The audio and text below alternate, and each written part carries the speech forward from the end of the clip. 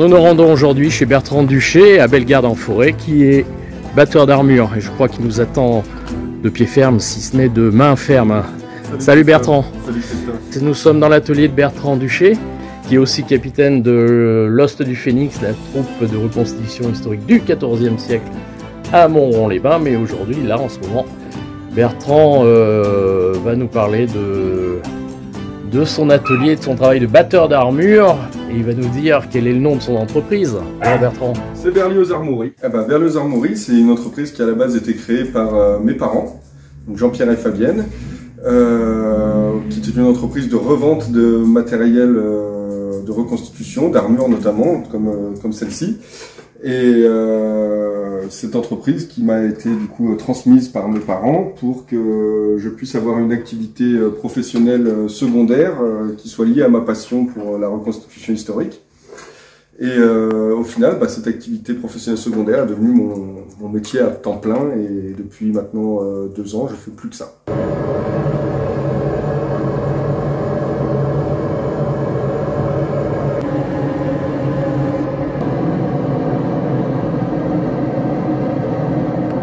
Alors Bertrand, qu'est-ce que tu es en train de nous faire là? On est en train de faire un coude, une cubitière. Une cubitière en direct.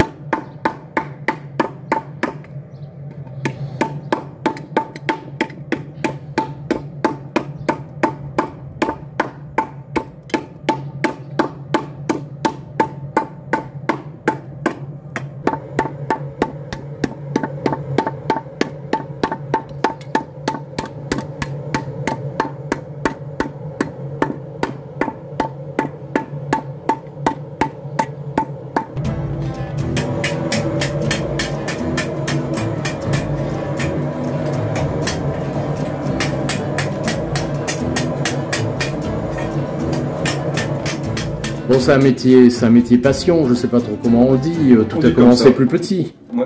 forcément. À la base, la passion, elle vient de la reconstitution historique. La passion de la reconstitution historique, elle vient de la fête médiévale de Montron-les-Bains, que j'ai découvert du coup à la première édition en 99, et j'étais âgé du coup de 6 ans. Et après, tous les 2 ans, j'attendais impatiemment l'édition suivante pour mettre mon petit costume et aller voir les chevaliers se battre les uns contre les autres et porter des armures brillantes et qui me faisaient rêver. Et est-ce qu'on peut expliquer d'où naît, comment on vient à une passion? Est-ce que c'est explicable? Pour la reconstitution, Montron Je pense que c'est difficilement explicable, mais le fait qu'il y ait une fête médiévale à Montron, et j'avais un père qui était passionné d'histoire aussi, ça a dû jouer, je pense. Et donc, bon, études supérieures, tu montes ton entreprise dans la communication, et la bascule se fait, maintenant, tu crées ton entreprise, batteur d'armure. Alors oui, la bascule, la communication, c'était un domaine dans lequel j'avais fait des études que je trouvais pas trop désagréables à l'époque où on vit, mais c'était pas un métier qui me passionnait. Et à côté, du coup, j'avais mon entreprise de Berlioz Armouries, du coup, d'armurerie, et qui s'est mise à prendre un petit peu d'ampleur d'année en année. Et un jour, je me suis rendu compte que je pouvais potentiellement vivre de la vente et de la fabrication d'armures. C'est courageux. C'est courageux. Et moi, je suis impressionné à chaque fois par les changements de vie qui fait que l'homme est capable de prendre des risques. Batteur d'armure, c'est pas un métier courant. C'est pas un métier courant. Je crois qu'on est un peu moins d'une dizaine en France à le faire professionnellement, ou on va dire semi-professionnellement. Mais pour ce qui est du changement de vie, on va dire que pour moi, il a été assez doux, puisque ça faisait quand même quelques années, pas loin de 10 ans, que je bricolais des armures avec des copains à droite à gauche. Et à force d'en bricoler, après je me suis mis à en fabriquer un petit peu, et à force d'en fabriquer un petit peu, on m'a dit ce que tu fais c'est pas si mal, tu pourras en vendre. Et quand effectivement ce que je faisais était pas trop mal et méritait d'être proposé à la vente, là j'ai décidé de me lancer. Alors, c'est quoi un batteur d'armure exactement? Un batteur d'armure, c'est un artisan d'un métier de la forge, dont la pratique va être entre la dinanderie, donc au niveau technique, la fabrication des gamelles en cuivre à l'ancienne, donc sur la technicité du marteau et des outils utilisés, et un mélange entre la dinanderie et la carrosserie. Le métier, il existe au Moyen-Âge. On appelle batteur d'armure. Batteur d'armure, oui, c'est la dénomination historique. Et il fait le batteur d'armure, où est-ce qu'on le trouve On le trouve dans les villes. Il va donc être souvent en collaboration avec les forgerons. Les forgerons, eux, vont créer les outils et les armes. Les batteurs d'armure, eux, vont travailler de la tôle et du coup en faire des éléments de protection pour l'homme d'armes, le chevalier, le soldat. Et quel est son statut social dans la société médiévale au XIVe siècle? C'est un artisan. C'est un artisan, donc comme tous les artisans qui sont du coup des travailleurs qualifiés et spécialisés, il va avoir un statut social plutôt de bourgeois et en général le batteur d'armure au Moyen-Âge, comme tout artisan, va avoir un niveau de vie plutôt élevé. Et donc qui te commande les armures? Avec qui tu travailles? Alors moi, ma clientèle, c'est 90% du reconstitueur, donc du passionné d'histoire, de la période guerre de 100 ans essentiellement, et qui va me demander des armures comme celles qu'on peut voir sur les membres de la troupe L'Os du Phénix. Donc toi, tu travailles essentiellement pour le 14e, mais tu peux travailler Côte de Maille bien avant l'armure. Côte de Maille, j'en fais pas parce qu'il y a une concurrence des pays de l'Est et même orientaux qui est inconcurrençable, et aussi parce que c'est un autre type de boulot, le boulot de aubergier, qui est à mon sens encore plus fastidieux que le boulot de batteur d'armure, et moins exaltant, puisqu'on va moins se défouler avec un marteau, entre guillemets. Et après, j'ai quelques commandes aussi pour de l'armure fin 15e et même début 16e, j'ai eu quelques commandes. Tu exportes, je crois que tu as... Beaucoup d'exports, j'ai des clients dans le monde entier, j'en ai eu aussi bien dans les pays des Balkans que Europe du Nord, aux États-Unis, Amérique latine également. J'ai exporté un petit peu à droite à gauche dans le monde. On arrive à en vivre? On arrive à en vivre pour l'instant, on va dire modestement, mais on s'en sort.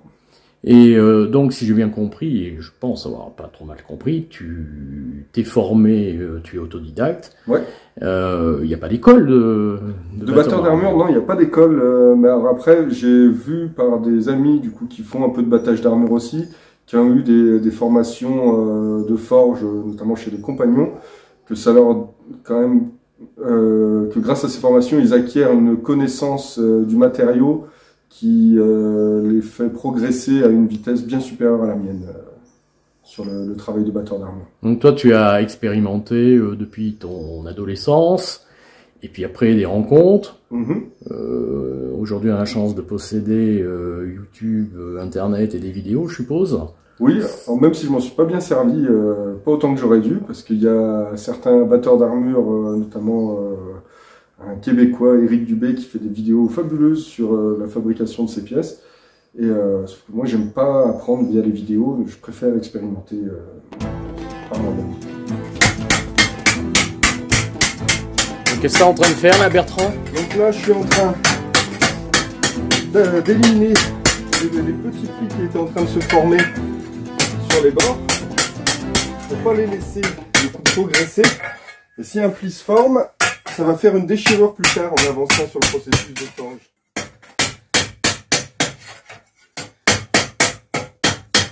Voilà. Et ça, on va le faire régulièrement parce que on va vouloir donner une forme à l'acier qui n'est pas naturelle pour lui. Et du coup, il va vouloir faire des plis tout du long du processus de fabrication, et petit à petit on va là reprendre sa position initiale, sa forme initiale. Ouais, c'est ça. Et combien de fois tu es obligé de retravailler pour lui dire c'est moi le patron? Beaucoup. Beaucoup. Là, pour une paire de cubitières, on va avoir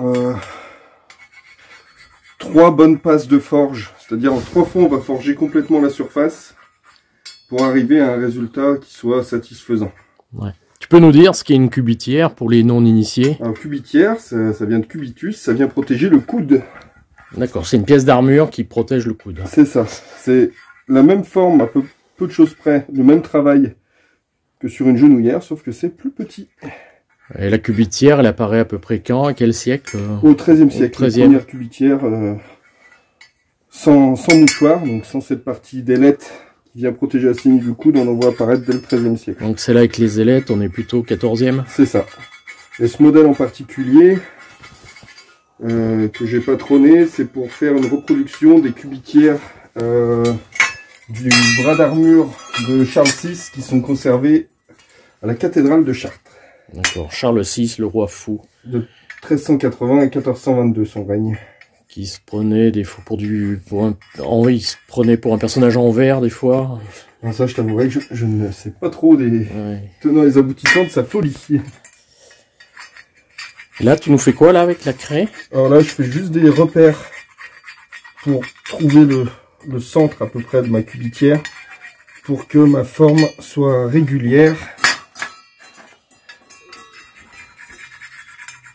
Et à peu près symétrique. On est sur de l'acier. On est sur de la tôle d'acier d'1,5 mm d'épaisseur. D'accord. Allez, on va remettre ça au four. Nous allons parler de la mode dans la Loire. Alors, on va commencer par les souliers. Les souliers, alors. Donc là, on a des soles red mailles. Donc c'est des chaussures médiévales en cuir qui ont été recouvertes de mailles rivetées plates. Donc ils vont venir protéger les pieds relativement bien et surtout permettre une bonne mobilité. On va ensuite avoir les grèves, donc qui sont des protections de tibia mollet. Qui tiennent avec des sangles en cuir. Alors les grèves, elles sont fermées par une sangle latérale à l'intérieur de la jambe. Et ensuite, elles ont un passant à l'arrière du mollet. Qui on voit bien. Permettra à la jambière de la retenir, qu'elle ne tombe pas sur le coup de pied. D'accord. Ensuite, on a la jambe d'armure articulée. Donc ça, c'est un modèle Cherbourg. Donc la jambe d'armure articulée qui va venir protéger la cuisse, le genou et qui va venir faire la jointure avec la partie tibia-mollet de la grève. Excusez-moi, monsieur. Voilà, la cuisse. Là, ensuite, au niveau du buste, on va avoir une cuirasse. Donc, c'est une protection complète du buste qui est constituée d'un plastron, d'un jeu de braconnière, donc c'est cette espèce de jupe qui va venir protéger les hanches, d'une dossière, elle-même pourvue de braconnière. Ouais, donc là, le dos aussi est protégé d'une braconnière. Voilà. En dessous, on a le pourpoint gamboisé. Donc là, c'est un modèle... c'est un magnifique pourpoint. Hein. Voilà, en brocart de soie. Donc là... une armure plutôt de noble. Là, on est avec un noble. Et pour la tête, là, on a un bassinet clap-visor à bec de passereau. Donc le bec de passereau, c'est ces mésailles emblématiques pointues. Et un clap-visor, parce que c'est un système plutôt germanique de charnière frontale centrale sur lequel vient s'articuler le mésaille, que j'affectionne moi particulièrement. Alors moi, ça m'a toujours amusé, ces formes de nez. Quelle était l'utilité d'avoir... dévier les coups. Dévier les coups, dévier les flèches. Les becs de passereau, alors celui-là c'est un modèle qui a été optimisé pour le combat à pied, donc on voit il a énormément de trous pour la respiration et la visibilité. Donc ça c'est un modèle optimisé pour le tournoi à pied. Mais à la guerre on va avoir des trous que sur un côté en général pour limiter la fragilité du mésaille. Et le bec de passereau a la particularité qu'il va dévier tous les coups des stocks et notamment les armes de trait, donc que ce soit les carreaux d'arbalète ou les flèches des archers. Il sera impossible sur un bec de passereau de venir planter une flèche sur la partie visage du casque, donc sur le mésaille, et qui va dévier du coup ces projectiles. Mais alors après, autre question, qu'est-ce qu'on voyait, qu'est-ce qu'on voit quand on a un tel casque? La respiration, la visibilité. Alors celui-là qui a été optimisé pour le combat à pied, il y a une vision et une respiration excellente. Après, ceux attribués à la cavalerie qui ont du coup moins de perçage, des trous pour les yeux plus petits, sont absolument horribles pour combattre à pied. C'est pour ça que les mésailles sont toujours amovibles et puis peuvent être relevés, voire même carrément enlevés pour le combat à pied. Alors là, un casque comme ça pèse combien? Là, on est sur un casque qui doit faire environ 5-6 kg. 6 kg. Et le reste de l'armure? La cuirasse complète, on est sur 9 kg. Et les jambes d'armure, on doit être sur un peu moins de 4 kg à la paire. Belle épée. Là, c'est pas léger non plus. Bon, on va être sur 1,3 kg pour l'épée. 1,3 kg. Waouh. 1,3 kg, 1,4 kg sur une épée à lame large comme celle-ci. D'accord. Et ça, c'est une tenue d'apparat ou de combat? C'est une tenue de combat, parce que, en fait, quand ils partaient à la guerre, les chevaliers, les nobles, se paraient de leurs plus beaux atours pour être le plus présentable possible pour se présenter devant la mort. D'accord. Ben, monsieur, vous êtes bien beau.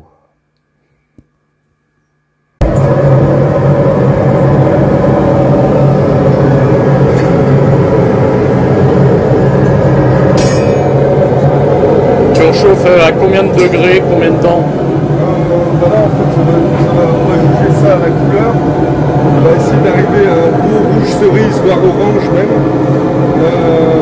On sera aux alentours de 700-800 degrés. C'est là où l'acier sera le plus malléable pour être forgé. Donc on forge correctement à 600 degrés, 700 degrés. Plus de 700 degrés. Et le repère, c'est la couleur, le changement de couleur. Alors moi, j'utilise une forge à gaz. Donc l'avantage d'une forge à gaz, c'est que ça chauffera jamais au-dessus de 850 degrés à peu près. Donc je risque pas de faire fondre l'acier et je suis toujours à bonne température de forge, je ne serai jamais trop haut. Contrairement à une forge à charbon, où on peut monter bien plus haut et où on peut arriver à faire fondre des pièces comme ça m'est arrivé. Et est-ce que la forge à gaz là empêche de travailler certaines choses, de faire certaines choses? Bah, ça va pas forger assez fort pour faire des épées par exemple, ça va faire une chose trop petite.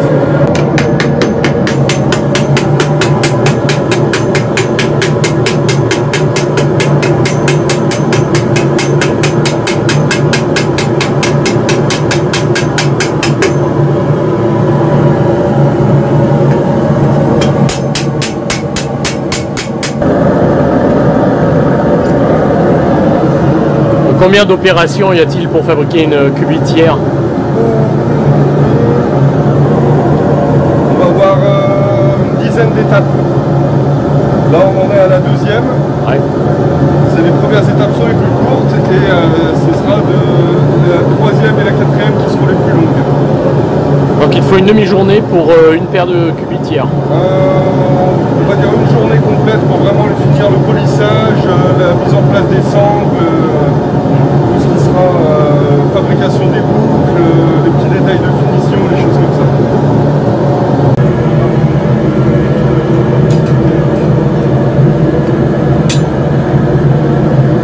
C'est un métier qui n'existe plus, il n'y a pas d'outils qui sont fabriqués pour faire des armures. Du coup, on se les fabrique soi-même selon ce qu'on a besoin et les besoins qu'on ressent. Bon, par exemple, j'ai besoin de petites. Alors ça sert à quoi ça exactement cette pièce là? C'est pour faire de la rétreinte. Alors normalement ça c'est pour faire de la rétreinte, ce qu'on va faire là, sur la cubitière. Ouais, la rétreinte. C'est une plume qui sert, je crois, à étalonner de la section d'acier. Donc je vais choisir le diamètre qu'on veut forger. Moi je me suis juste servi de support pour venir fixer des formes sphériques sur lesquelles je viens forger mes pièces. Et là tu fais quoi avec là? Là pareil, c'est pareil mais avec beaucoup de décors pour venir chercher des pièces plus encombrantes ou des choses comme ça. Et là je m'en sers pour faire des galbes sur des greffes, donc la partie qui vient protéger le tibia mollet. Et ça va être le décroché au niveau de la cheville par exemple. En fait il n'y a pas de forme spécifique pour plein de types de pièces. On a plein de formes comme en carrosserie. On va venir ce type de casque, c'est un bassinet. Toujours un clap-viseur parce que du coup, bassinet, c'est cette forme voilà, qui vient couvrir les côtés de la tête. Un clap-viseur parce qu'on a toujours du coup ce mésaille avec une charnière centrale frontale. Et ce type de mésaille, les Allemands l'appellent le Hundsgögel, ce qu'on pourrait traduire par museau de taupe. Alors c'est un artisan qui s'est fait plaisir par rapport à ce que l'on a vu tout à l'heure. Alors ça c'est un modèle historique, pareil c'est une reproduction de modèle historique qui est conservé au musée de Cherbourg, on en parlait tout à l'heure, en Italie. C'est vraiment un mésaille qui a été reproduit d'une pièce archéologique qui a été retrouvée et qui a du coup cette particularité de ressembler un petit peu à un museau de taupe. Là, on a la cotte de maille pour protéger le cou, Oui. je suppose. Quel est au niveau technique? Là, on a vu avec le mannequin habillé que lui, il n'a pas d'épaulière. Alors là, c'est juste que c'est une tenue avec un pourpoint brocardé sur lequel on n'avait jamais pris le temps de fixer des pièces d'armure. Mais normalement, on va bien porter une armure, des bras d'armure dessus aussi.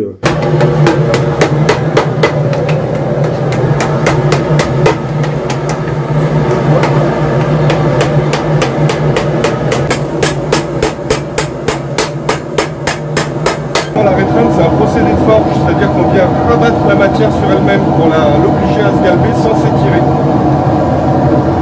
Conserver de l'épaisseur. Parce que l'emboutissage que je faisais au début, ça vient étirer la pièce. C'est pour ça que j'en fais très peu, pour pas réduire l'épaisseur et du coup la solidité.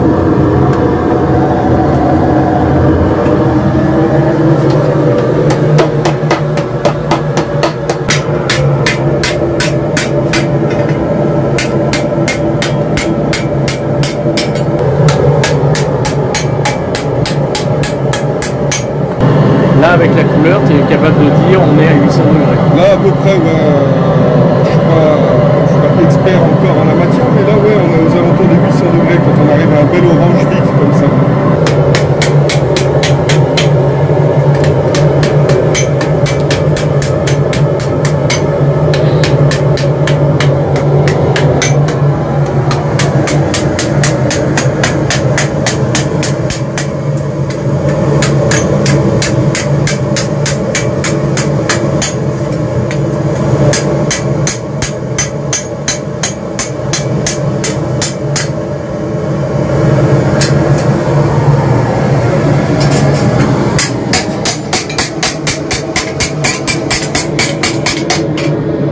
C'est un marteau à rétreindre, ça. Marteau à rétreindre. Ouais, c'est ce qui te sert à faire le processus de forge que je suis en train de faire. Qui va venir vraiment servir à venir rabattre la matière par son côté un peu courbé, qui va venir permettre de gratter la matière et de ne pas étirer.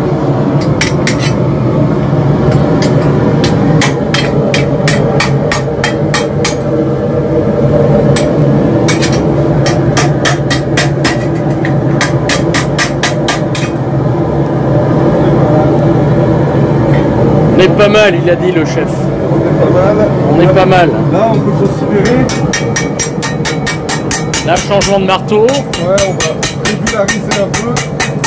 Un marteau plus petit pour la régularisation. Voilà, c'est surtout la forme qui va être importante sur cela, c'est que c'est un marteau boule donc qui nous permet de travailler de l'intérieur.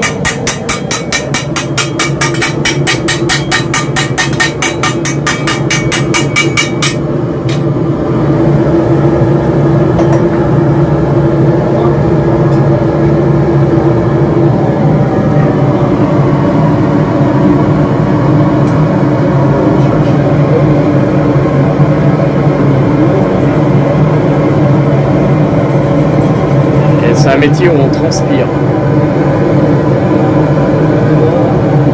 On va venir faire un peu de régularisation encore.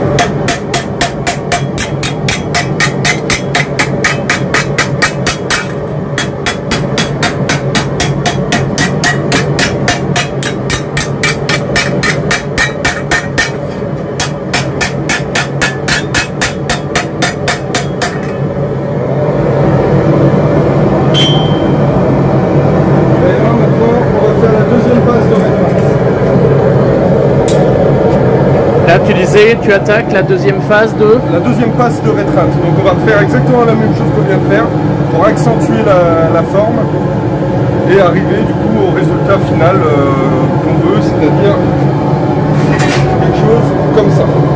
Ça pèse combien au final cette pièce? C'est pas grand chose. Honnêtement, j'ai pas le poids là, je peux aller la peser, mais bon, c'est très léger. Ouais, c'est léger. Un coup, il y a peu de matière, donc ça va pas chercher très loin. Et parce que là, c'est une pièce pour une demoiselle. Non, Pas celle-là? Non, pas celle-là. Comment tu as pris des mesures, des mensurations de la personne avant? Pour un coude, non. Un coude, c'est relativement standard, à part pour des gabarits extraordinaires. Le coude, ça va être plus ou moins standardisé. Donc ça, j'ai un patron et j'en dérange pas. Ça sera plus pour les pièces articulées, les jambes d'armure, les bras d'armure, où là, on va avoir besoin de mensuration un peu plus précise, parce qu'il y a des variations qui peuvent prendre en considération, comme la longueur de l'avant-bras, le diamètre, la circonférence du poignet, des choses comme ça. Les batteurs d'armure, faut aimer lever le coude. Ouais, c'était facile. C'est un métier où on transpire, ça donne soif. Ouais.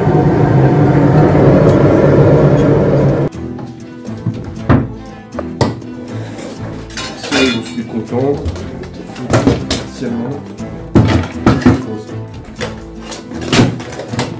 Ça, ce sont des jambières que tu as fabriquées. Ouais. Le plastron est un peu rouge. Type allemand, c'est ça?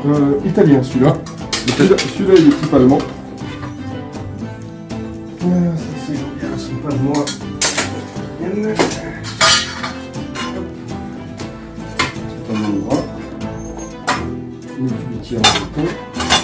Le laiton, quel est le... Pourquoi en laiton? Le côté bling. Le côté bling, d'accord. Mais qui sert aussi au combat? Ouais. Pas que pour l'apparat. Non, ça marche aussi au combat. Voilà, j'ai pris un coup. Ça s'est pas trop déformé. Ça fonctionne. Il paraît que les cicatrices plaisent aux filles. Il paraît, ouais. D'accord, donc ça, c'est des pièces que toi, tu as... Que j'ai réalisé avec ce casque aussi. Alors, donc là, on est dans un casque différent par rapport à celui qu'on a vu. Voilà, ça c'est un chapelle de fer. Donc chapelle, c'était le chapeau au Moyen-Âge, et de fer, parce que du coup il est en acier ou en fer. Donc est-ce que le fait que le visage soit moins protégé a un rapport avec le statut du... Non, pas forcément. C'est juste une histoire de confort. C'est un casque qui va être beaucoup plus confortable pour respirer, pour la visibilité également. En termes de poids aussi, mais du coup il va exposer un peu plus le bas du visage. C'est pas lié à un corps de soldats non, pas du tout. Les chevaliers l'utilisaient, les soldats l'utilisaient, c'est un casque hyper polyvalent. D'accord.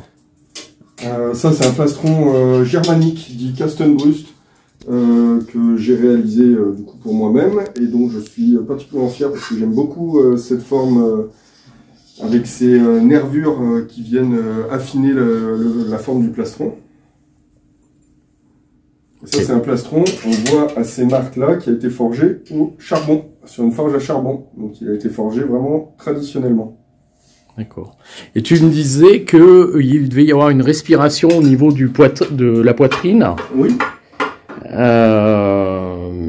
Pour éviter, je suppose, de compresser l'homme d'armes. Alors c'est ça, en fait, le plastron, il est toujours, on va dire, exagérément bombé par rapport à un buste. C'est plus flagrant sur celui-là.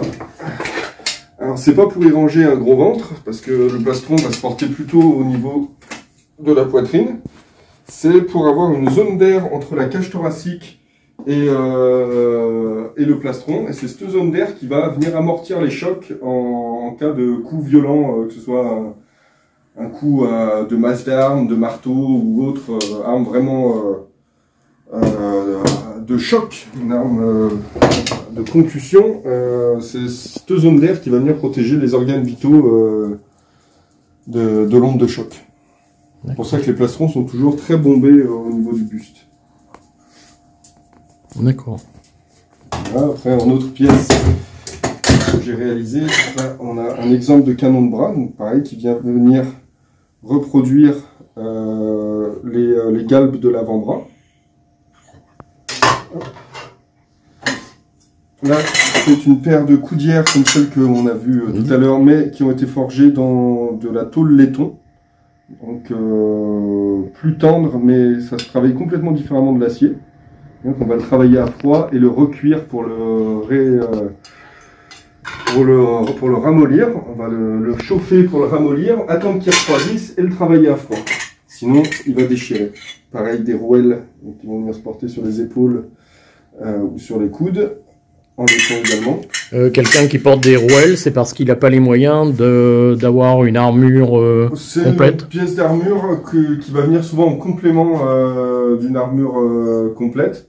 ou alors qui va venir protéger juste les zones essentielles, genre les articulations, les choses comme ça, avec une gêne vraiment minimum. Hop. Et là, on a une paire de jambes d'armure qu'on dit composite, donc qui vient mélanger du cuir et de l'acier, avec une genouillère articulée. Quelle est la différence entre une armure, comment dire, en acier, enfin une jambière en acier un peu moins protecteur, mais plus confortable. D'accord. Et on va être aussi sur une armure qui, là, ce modèle en question, il est germanique. Que si on prend une jambe d'armure comme celle que je suis en train de faire à l'atelier, ou celle-ci, qui est un modèle italien. Donc il y a aussi des styles qui sont artistiques ou artisanaux différents selon la zone géographique où était faite la pièce. Bertrand est en train de refermer encore davantage la forme qu'il avait donnée à la pièce. Exactement.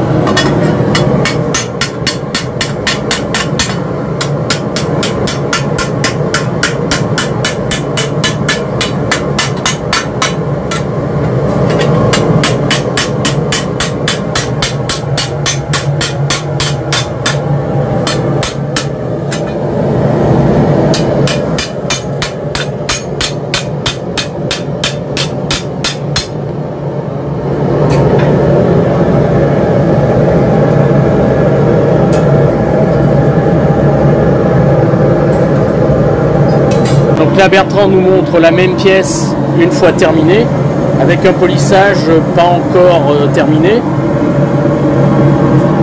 Qu'est-ce qu'il te reste à faire dessus là? Encore du polissage. Ouais, pour affiner, arriver à un grain où on verra plus trop toutes les marques, toutes les rayures qu'on voit qui sont dues au polissage à la machine. Est-ce que toutes les armures étaient joliment polies Plus ou moins, oui. Plus ou moins. Il y avait quand même le polissage, toutes celles qui ont été retrouvées ont quand même un polissage relativement poussé, à moins qu'elles aient été recouvertes de tissu. Dans ce cas-là, si elles étaient recouvertes de tissu, elles n'étaient pas forcément polies. Et quel était le but de la recouvrir de tissu? Ne pas avoir à les polir. C'était fainéant certains au XIVe siècle. Nous, on a des outils donc électriques comme des tourelles, des choses comme ça va relativement vite. Je pense qu'à l'époque, c'était essentiellement à la lime ou avec des pierres. Ça devait être un processus bien plus pénible.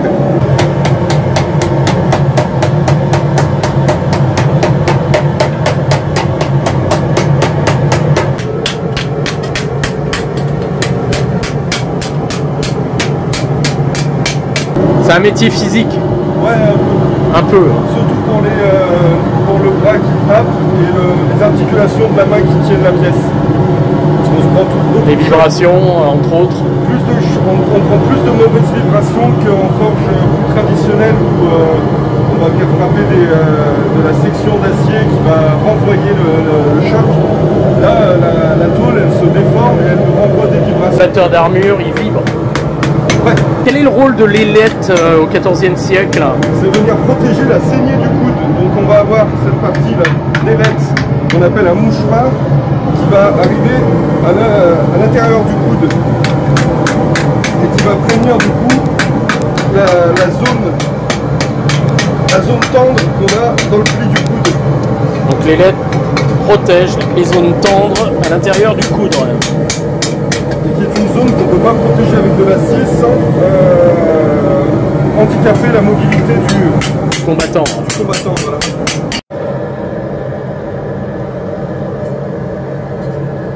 Changement de gants. Parce que la pièce, la chaleur de la pièce arrive à me couler à travers le gant, donc je vais prendre un gant qui est froid. Donc on va continuer à travailler.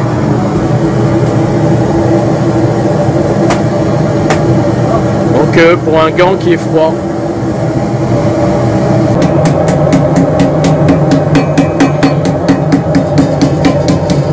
Voilà, c'est la mise des formes.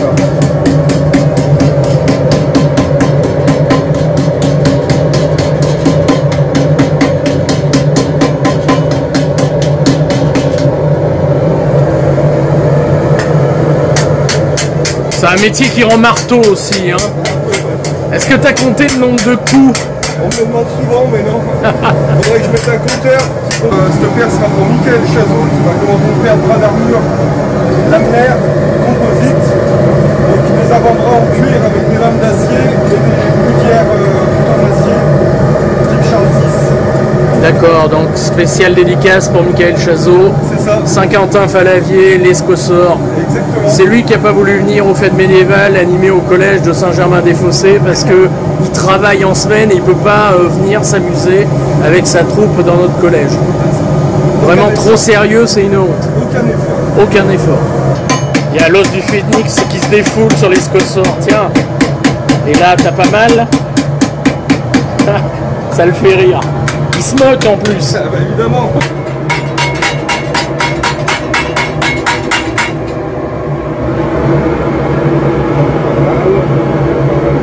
C'est l'homme qui est murmuré à l'oreille de la cubitière. Bertrand va faire sortir la pointe. C'est ça. On va faire un léger emboutissage pour avoir un petit surplus de matière qui ressort. La pointe, on la voit bien. Marteau de carrossier avec la partie pour planer. Planer, c'est ça, qui va venir lisser la matière. Donc j'ai bien. On va remarteler toute la pièce pour lisser et qu'il n'y ait plus le moins possible de traces de forge. Donc c'est un métier, j'ai bien compris, batteur d'armure, on est marteau, on aime planer et on est timbré parce que j'ai vu qu'il parlait à la pièce des fois. Oui, un petit peu, légèrement. Il faut plein de qualités. Et la pièce vainqueur est parmi les plus belles pièces réalisées par Bertrand. Et bah, ça c'est voilà. une de mes préférées que j'ai faite pour moi, c'est ce plastron. Invendable. Ah, celui-là non, ouais, il sera pour moi celui-là. Il restera pour moi. Donc là, on a notre cubitière qui a pris forme. Maintenant, on va venir la régulariser au planage. Donc maintenant, là, tu as fini, tu n'as plus besoin de chauffer. On verra. Peut-être que je me rendrai compte au planage qu'il en manque un peu à droite à gauche et reprendront un petit coup de chaud. En fait, l'acier, on peut tout le temps revenir dessus et le travailler. Quasiment. Après, il y a... on dit souvent qu'il y a une quantité de chauffe à ne pas dépasser. Après, on vient fragiliser l'acier.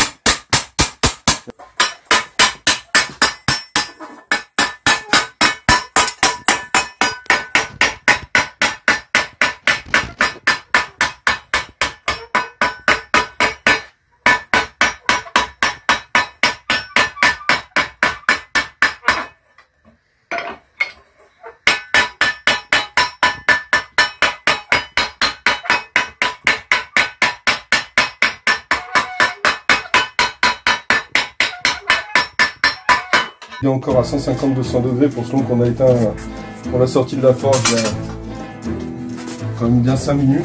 Elle est encore bien chaude, il ne faut pas s'y fier, il ne faut pas chercher à l'attraper à la main. Bertrand enlève le dernier petit creux à l'intérieur. Voilà.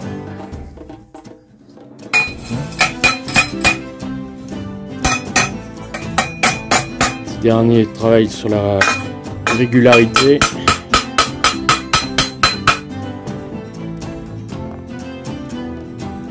Bon, satisfait? Oui, bah, ma foi, elle est pas mal. Elle est pas mal. Le reste se finira à la finition. Là, j'ai encore un léger creux ici. C'est léger. Je sais pas si ça se verra à la caméra. Un léger creux ici qu'il va falloir corriger avant d'aller au planage. Avant d'aller au polissage, pardon. Mais en soi, on va pouvoir l'attaquer. Hein. On va pouvoir l'attaquer, mais avant, on va aller boire un coup. Donc là, je vais avoir légèrement de découpe à faire pour avoir un bel arc de cercle, en fait, parce qu'on vient retrouver la pointe de mon patron qui est ici. Un aspect le plus authentique possible, donc moi j'aime bien conserver quelques traces de forge ou des choses comme ça. Est-ce qu'une armure, elle est marquée comme un tailleur de pierre marquait sa pierre? Oui. Là, moi j'ai ma propre marque aussi. Vous pouvez le voir sur cette pièce qui est finie. Là j'ai mon petit logo qui est présent sur la pièce. Le voilà. Alors tu peux nous dire ce qu'il représente? Eh ben, c'est le logo de mon entreprise. Donc en fait j'ai essayé de faire un logo qui pouvait devenir du coup un poinçon d'armurier. Donc je me suis inspiré de poinçon d'armurier. Mais à la base c'est une tête de chat stylisée. Parce que Berlioz Armourie, Berlioz c'était le nom de mon chat.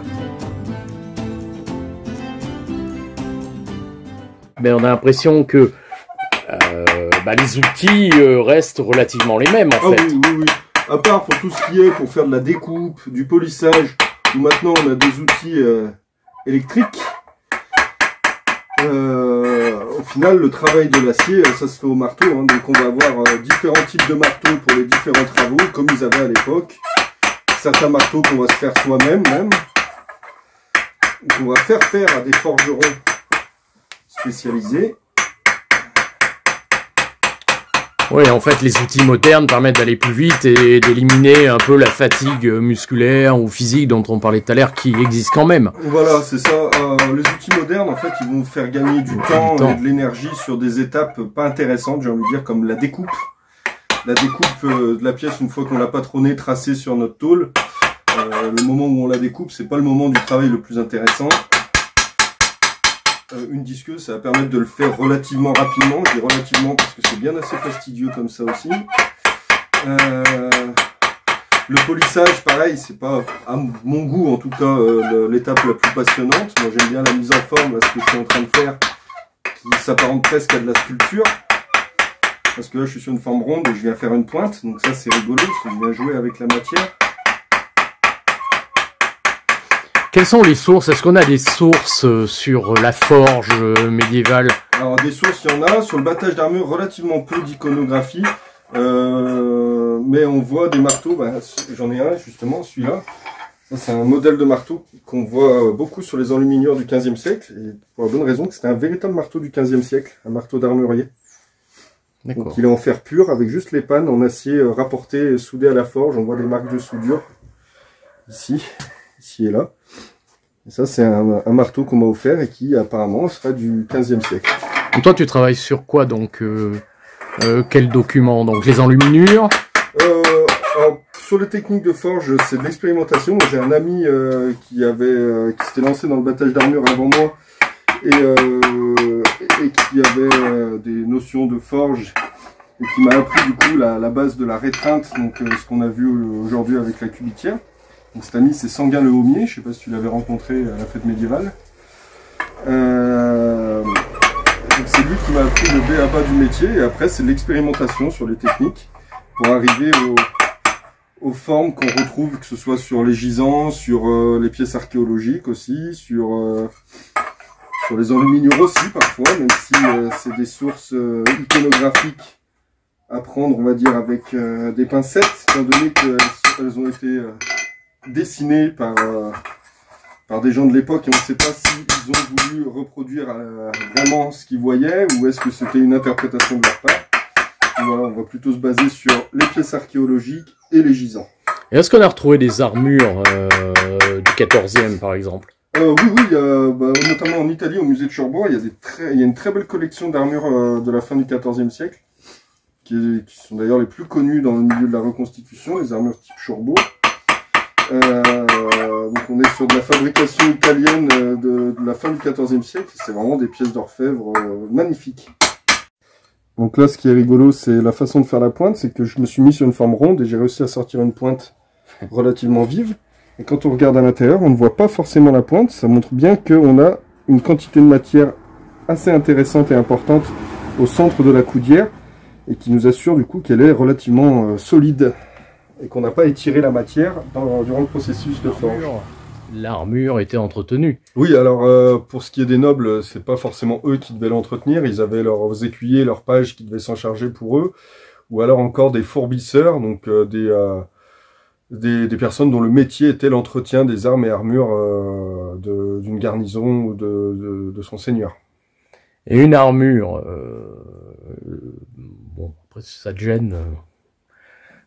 Combien est-ce que ça coûte, toi? Tu peux sortir une armure complète pour un reconstitueur ou autre, un musée, pour combien? Alors, une armure, le prix va dépendre en fait du statut social de celui qui va porter l'armure.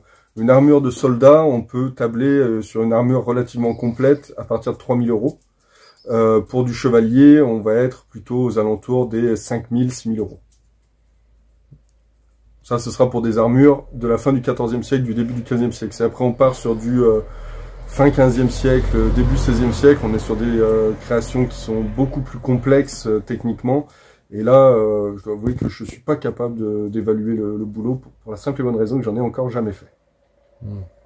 Et une cubitière, une paire de cubitières, comme on te voit faire là depuis le début d'après-midi, coûte combien à l'achat? Une paire de cubitières, c'est en moyenne 200 € à l'achat. Enfin moi, à la base, je suis pas quelqu'un de manuel du tout. J'avais pas de prédisposition au travail manuel, le bricolage, c'était pas du tout mon truc. Mais ouais, j'ai été très vite passionné par l'esthétique de l'armure médiévale, la jambe d'armure, notamment ce côté un peu robot, articulé, m'a tout de suite plu. Et c'est plutôt cet aspect vraiment esthétique qui m'a poussé à vouloir déjà en posséder une armure, et puis ensuite la bricoler, l'améliorer, en changer, en avoir une autre, une deuxième, et ainsi de suite. Donc ça m'a poussé à fabriquer un petit peu. Et au fil de mes pérégrinations, de mes fabrications, j'ai pu développer un petit peu de savoir-faire qui me permettent maintenant de fabriquer tout type d'armure, et pas seulement pour moi, pour des clients, pour des amis, et devenir batteur d'armure. Et qu'est-ce que ça t'apporte, est-ce que sur un plan personnel, par rapport à avant j'ai découvert la satisfaction du travail manuel. On en parle souvent, que c'est très satisfaisant de fabriquer des choses par soi-même, mais effectivement, ça apporte beaucoup de fierté quand on termine une pièce, quand on réussit à faire une pièce, qu'elle soit plus ou moins dure techniquement. On a accompli quelque chose à la fin de la journée, il y a quelque chose qui s'est créé, on est parti de pas rien, mais presque, on a fabriqué quelque chose, et ça c'est une satisfaction, un accomplissement personnel qui est surprenant quand on n'en a pas l'habitude. Et parlons un peu de ton atelier. Il est né de tes recherches, de pièces que tu as chinées, de créer toi-même. Un peu de tout ça à la fois. Dans les recherches, il y a les outils qu'on voyait sur des enluminures. On va être plutôt là-dessus. C'est du bricolage que j'ai fait avec des tas de carrossiers. Donc les trois petits tas qu'on voit là. C'est ce type de tas, on les voit sur les enluminures qui représentent des batteurs d'armure. Après tout le reste, ça a été soit des opportunités que des amis m'ont trouvé ou m'ont proposé, soit des cadeaux aussi, de copains chineurs en brocante, soit encore des petits bricolages personnels selon les besoins que je ressentais, comme ce type de forme, comme celle-ci, ou encore celle-là, qui me servent à faire des arêtes sur des pièces comme ça. Donc c'est des petits bricolages que j'ai fait pour pouvoir venir faire ce type de finition, donc des arêtes qui viennent rigidifier l'ensemble de la pièce et apporter une touche esthétique aussi à l'armure. C'est une fameuse jambière pour une demoiselle, celle-là. C'est ça, tout à fait. Donc tu m'expliquais tout à l'heure, beaucoup plus menu que ce que l'on pense, en fait. Et moi j'ai bien aimé bosser du coup sur un gabarit féminin, parce que du coup ça va faire une pièce qui est un peu plus petite que ce que j'ai l'habitude de faire, et du coup qui va se rapprocher à mon sens de pièces archéologiques qui sont souvent beaucoup plus petites que ce qu'on pense, que ce qu'on croit quand on voit les photos ou les images sur un écran d'ordinateur ou de téléphone. Et là, du coup, je pense que dans des proportions, on est quand même vachement proche de ce qui se faisait à l'époque. Seul chevalier était moins grand et moins costaud qu'aujourd'hui. Aujourd'hui, on a une certaine culture du physique esthétique et du culturisme. Donc, à voir l'engouement qu'il y a pour les salles de sport. On a des jeunes qui ont des physiques ultra développés, très musculeux. Quand on voit les armures de l'époque, c'était plutôt des physiques menus, toniques. Le physique de quelqu'un qui va marcher beaucoup, pas forcément avec une musculature surdéveloppée. Il y avait aussi des gros gabarits, je suppose. Il y a certaines armures qu'on voit dans des musées qui laissent supposer des beaux gabarits pour le propriétaire de l'époque. Mais la plupart, je pense, étaient quand même plus menus que ce qu'on pense, et surtout plus menus que ce qu'on est aujourd'hui, du fait de cette culture du culturisme. Là, tu lui enfiles le tablier parce que... On va passer au polissage. Donc du coup, il y a pas mal de projections de petites particules d'acier et de matériaux abrasifs. Donc là, on va prendre un peu des précautions supplémentaires, en plus des gants. On va mettre un masque pour la poussière, un masque pour les projections. Et on va faire les différentes passes de polissage pour arriver au rendu souhaité de notre litière. Donc nous voyons un chevalier du 21e siècle dans sa tenue de travail.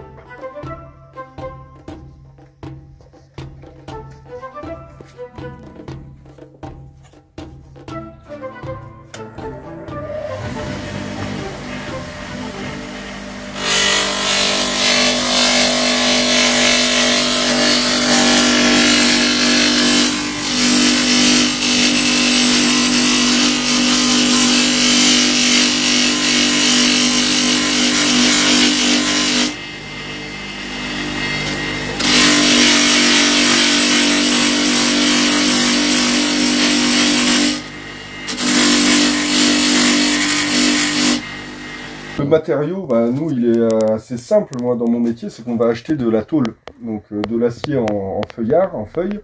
Donc, moi, je vais travailler des épaisseurs entre 1,5 mm et 1,2 mm pour la plupart des pièces d'armure. 1,5 mm pour tout ce qui est articulation, donc les genoux, les coudes, mais aussi les plastrons, et 1,2 mm pour tout ce qui va aller autour. C'est à peu près les épaisseurs qu'on retrouve sur les pièces archéologiques, entre 1 mm et 1 mm 6-7. On retrouve sur les pièces archéologiques pour tout ce qui est corps. Et pour tout ce qui est casque, je vais utiliser de la feuille de tôle de 2 mm d'épaisseur, donc un peu plus épais. À l'époque, eux, ils utilisaient soit du fer, soit de l'acier aussi. Moi, j'utilise de l'acier doux, donc qui est relativement peu cher et qui me permet de fabriquer des armures équivalentes aux armures en fer qu'ils avaient à l'époque. Donc des armures qui vont se cabosser, qui étaient les armures, on va dire, pas les plus haut de gamme qu'on pouvait trouver. Les plus haut de gamme étaient en acier, et l'acier à l'époque donc était cher et assez difficile à fabriquer, contrairement au fer qui était un peu plus accessible. Du coup, l'acier doux, j'utilise l'acier doux dans cette démarche, de faire de l'armure un petit peu plus abordable d'un point de vue tarifaire. Matériau qui se trouve facilement? Oui, ça se trouve relativement facilement. Et la quantité d'acier sur une armure n'est pas... enfin, au prix de l'acier, c'est pas le matériau qui va faire le prix de l'armure. C'est vraiment le boulot qu'il y aura dessus. Donc c'est... Le prix de la matière, c'est pas ce qui va influencer le plus le prix final d'une armure finie. Donc là, c'est la première phase qui est faite. Voilà. Tu l'appelles comment? La première passe de polissage. Donc là, j'ai utilisé un touret avec une roue de papier abrasif grain 60. Donc un grain assez grossier qui enlève pas mal de matière et qui me supprime beaucoup de défauts visuels de la pièce. Il y a combien de phases là dans le polissage? Alors là, avec le touret, on va en faire 3. 3 avec le touret. On va en faire une avec la perceuse à colonne et une à la main. Donc voilà, là on va faire la même chose qu'on vient de faire avec le grain 60, mais avec du papier grain 80. Pour affiner le polissage. Donc par une chute de grain.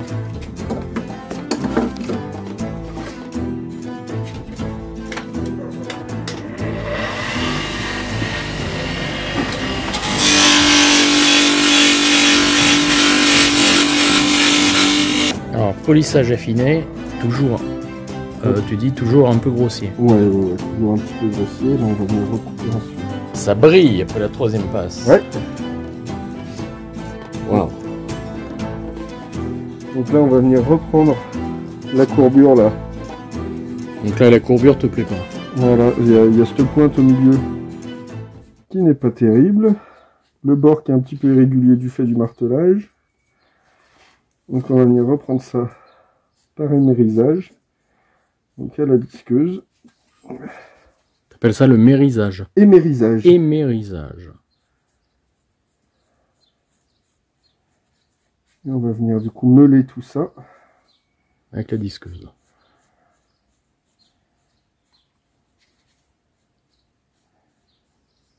Et voilà.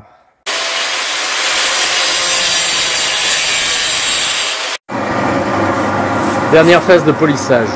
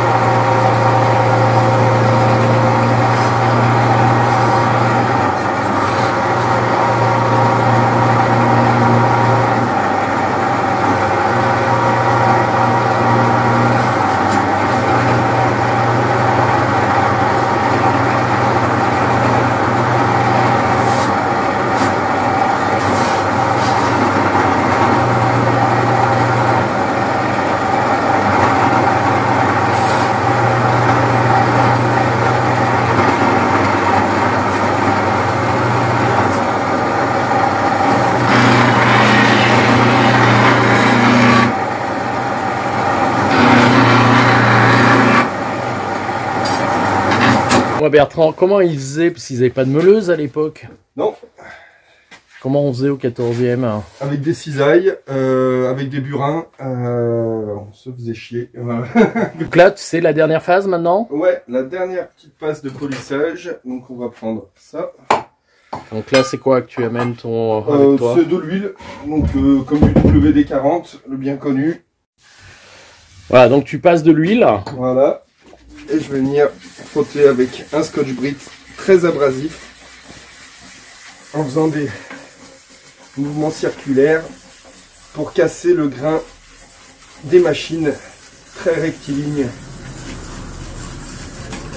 et venir donner un côté plus authentique au produit fini.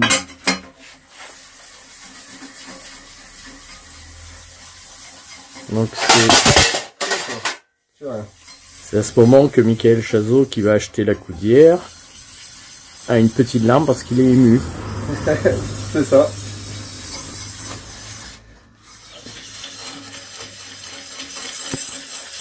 Et après c'est fini. Et après là, la cubitière sera quasiment terminée. Il nous restera à faire des perçages et mettre des sangles. Et ça c'est une étape que je ferai à la fin, à la toute fin, en même temps que je ferai le reste de ces bras d'armure. Et en soi là, on a fini tout ce qui était la partie forge.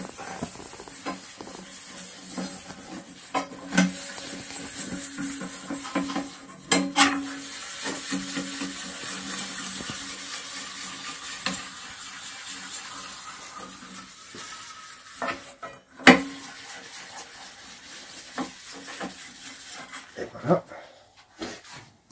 Un petit coup de chiffon.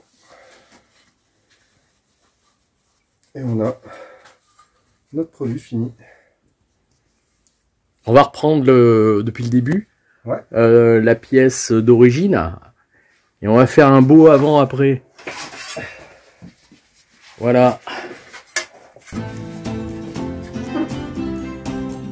Avant et après.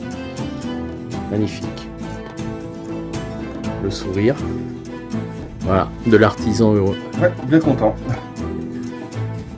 Super. Et, encore plus logique, le avant, c'est ça. Et tu peux me parler du plaisir de travailler l'acier? Tu me disais que le bois c'était pas ton truc. Le bois, le cuir, c'est pas forcément ce que je préfère. L'acier, j'aime bien pour son côté malléable. C'est-à-dire que si on se trompe, ça laisse une marge d'erreur et ça permet de recommencer, d'annuler ce qu'on vient de faire et réessayer. Que les autres matériaux, que ce soit le bois, la pierre, de la faible expérience que j'en ai, ça laisse beaucoup moins de place à l'erreur et quand c'est foiré, c'est foiré. C'est pas... Un matériau froid quand même, on dit l'acier, non? Pas pour toi. Bah non, quand il sort de la forge, les nombreuses brûlures que j'ai sur les bras en témoignent, il n'est pas si froid que ça. Hein. Donc avis à la population, c'est une grosse connerie. L'acier n'est pas un matériau froid. En tout cas, c'est superbe. très personnel. Les avantages et les inconvénients de ton métier, je sais pas si on peut dire un métier, Oui, parce que des fois quand on est passionné, on travaille pas. Si, on travaille Si on travaille quand même un peu. Si. Ouais. Ouais, je l'ai vu. Pas, c'est un menteur. Hein. J'ai vu tout à l'heure qu'on transpirait pas mal. Et ouais, quel serait quelqu'un qui voudrait être batteur d'armure? Je pense déjà qu'il faut être passionné un peu par l'histoire. Je pense que la reconstitution historique aussi. En être pratiquant, ça permet de se rendre compte de ce qui marche pas sur une armure. Donc ouais, passionné d'histoire, de reconstitution historique, ou au moins du travail de l'acier et de la forge. Les inconvénients, je dirais que c'est les inconvénients de la métallurgie, je pense que c'est la poussière d'acier qu'on bouffe, les outils qui peuvent être potentiellement dangereux, je pense à la meuleuse en particulier, qui peut faire des sales accidents, le touret aussi, qui est très dangereux à utiliser avec des précautions, la forge, qui peut monter à 900 degrés, donc pareil, à utiliser avec précaution. Les avantages, c'est si on est passionné, c'est de faire un boulot passion, quoi, ça, c'est... Peut-être ton propre patron, c'est peut-être un avantage. Ouais, c'est du stress aussi. Hein. Être salarié, c'était pas si mal. Faut aimer aussi peut-être être un peu seul. Quand on travaille dans la communication, comme toi avant, c'est complètement l'inverse. Ouais, là on est un peu plus seul dans son atelier, mais enfin moi je trouve pas ça désagréable, au contraire. Et puis quand on a des bons copains, ils viennent nous voir assez souvent. Bonjour le bon copain. Bertrand. Donc là, il y a une pièce sur laquelle je suis en train de travailler, c'est une paire de jambes d'armure inspirée d'un modèle conservé au château de Cherbourg, une fois encore, on en a parlé plusieurs fois. Donc là, elle est en assemblage provisoire avec des écrous et des boulons. Et après, je vais devoir passer à l'assemblage final, une fois que le polissage sera fait, avec du coup des rivets à mater. Et pour ça, je vais probablement demander l'aide d'un ami. Un ami présent aujourd'hui, qui viendra m'aider. C'est souvent un type d'étape plus agréable à faire à deux, pour la simple bonne raison que c'est des pièces les jambières assez grandes, avec du contrepoids, et quand on vient la poser sur une enclume, et qu'on veut venir aller riveter, par exemple, le rivet qui sera là, quand on vient tenir le rivet, la rondelle, le marteau, et avoir quelqu'un qui vient tenir la pièce en équilibre, c'est plus agréable. Alors pour forger une paire de cubitières, je mets une journée, donc environ 8 heures. 8 heures quoi, pour les deux. Avec combien d'étapes? Une dizaine d'étapes. On va avoir bien 7 étapes de forge, en tout et pour tout, et 3 étapes de finition. Avec le polissage. En comptant le polissage qui est lui-même en plusieurs étapes. Dans mon polissage, je le fais en 1, 2, 3, 4, 5 étapes. Alors, 5 étapes. Ouais, rappelle-nous la cubitière, quel est son rôle dans l'armure médiévale? La cubitière, c'est la pièce qui va venir protéger le coude. Donc son nom vient du cubitus. Et donc une pièce qui existe dès le XIIIe siècle. Dès le XIIIe siècle, là dans cette configuration, dans cette forme, et avec un mouchoir donc qui va venir protéger la saignée du coude. Voilà. Une pièce froide, pardon, qui va venir protéger la saignée du coude. Là on est sur une cubitière fin 14e, début 15e, d'un modèle attribué au roi Charles VI qui est conservé à la cathédrale de Chartres. Voilà. Bah voilà. Merci.